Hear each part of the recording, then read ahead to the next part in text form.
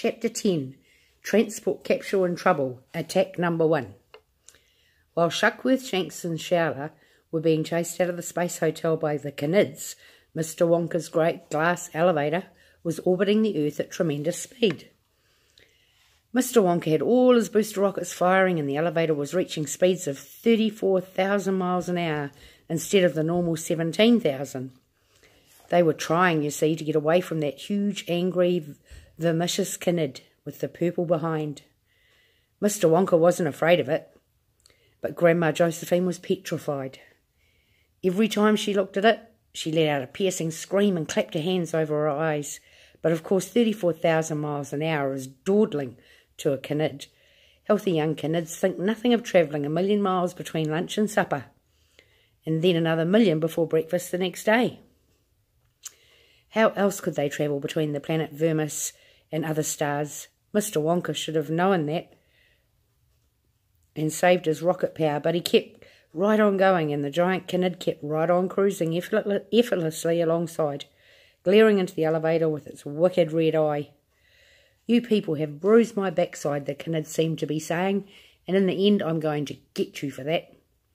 They'd been streaking around the Earth like this for about 45 minutes when Charlie, who was floating comfortably beside Grandpa Joe near the ceiling, said suddenly, "There's something ahead. Can you see it, Grandpa? Straight in front of us." "I can, Charlie, I can." "Good heavens, it's the Space Hotel." "It can't be, Grandpa. We left it miles behind us long ago." "Aha," said Mr. Wonka. "We've been going so fast, we've gone all the way around the Earth and caught up with it again. A splendid effort. And there's the transport capsule. Can you see it, Grandpa? It's just behind the Space Hotel.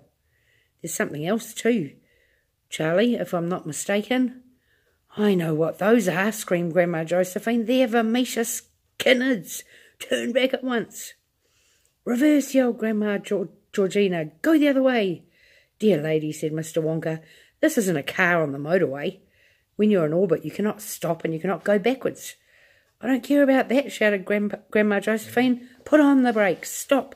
Backpedal. The Canids will get us." "Now let's, for heaven's sakes, stop this nonsense once and for all," Mr. Wonka said sternly. "You know very well my elevator is completely Canid-proof. You have nothing to fear." They were closer now than they could see the Canids pouring out from the tail of the Space Hotel and swarming like wasps around the transport capsule. "They're attacking it," cried Charlie. "They're after the transport capsule." It was a fearsome sight. The huge green egg-shaped Canids were grouping themselves into squadrons, and about 20 Canids to a squadron. Then each squadron formed itself into a line abreast with 1 yard between Canids. Then one after another the squadrons began attacking the transport capsule. They attacked in reverse and with their pointed rear ends in front, and they came in at a fantastic speed. Wham! One squadron attacked, bounced off and wheeled away. Crash! Another squadron smashed against the side of the transport capsule. "Get us out of here, you madman!" screamed Grandma Josephine. "What are you waiting for? They'll be coming for us next," yelled Grandma Georgina. "For heaven's sake, man, turn back." "I doubt very much if that capsule of theirs is Canid-proof," said Mr. Wonka. "Then we must help them," cried Charlie. "We've got to do something. There are 150 people inside that thing." Down on Earth in the White House study, the President and his advisers were listening in horror to the videos of the astronauts over the radio. "They're coming at us in droves," Shuckworth was shouting. "They're bashing us to bits." "But who?" yelled the President. "You haven't even told us who's attacking you." Excuse me. "These dirty, great greenish-brown brutes with red eyes," shouted Shanks, butting in. "They're shaped like enormous eggs and they're coming at us backwards." "Backwards?" cried the President. "Why backwards?" "Because their bottoms are even more pointy than their tops," shouted Shuckworth. "Look out, here comes another lot. Bang! And we won't be able to stand this much longer, Mr. President. The waitresses are screaming and the chambermaids are all hysterical and the bellboys are being sick and the hall porters are saying their prayers. And so what shall we do, Mr. President, sir? What on earth shall we do?" "Fire your rockets, you idiot, and make a re-entry," shouted the President. "Come back to Earth immediately." "Shush, Dapple, I'm trying to read Mediana's story." "That's impossible," cried Showler. "They've busted our rockets. They've smashed them to smithereens."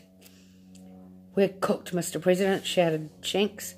"We're done for, because even if they don't succeed in destroying the capsule, we'll have to stay up here in orbit for the rest of our lives. We can't make a re-entry without rockets."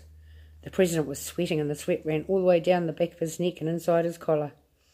"Any moment now, Mr. President," Shanks went on. "We're going to lose contact with you altogether.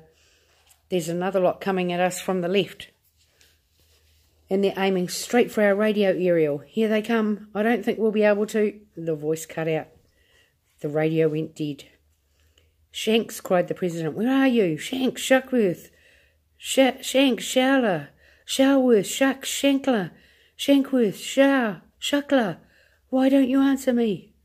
Up in the great glass elevator, where they had no radio and could hear nothing of these conversations, Charlie was saying, "Surely their only hope is to make a re-entry and dive back to Earth quickly." "Yes," said Mr. Wonka, "but in order to re-enter the Earth's atmosphere, they've got to kick themselves out of orbit. They've got to change course and head downwards, and to do that, they need rockets. But their rocket tubes are all dented and bent. You can see that from here. They're crippled." "Why can't we tow them down?" Charlie asked.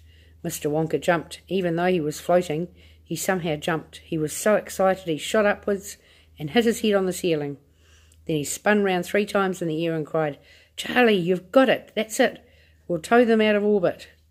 To the buttons, quick." "What do we tow them with?" asked Grandpa Joe. "Our neckties?"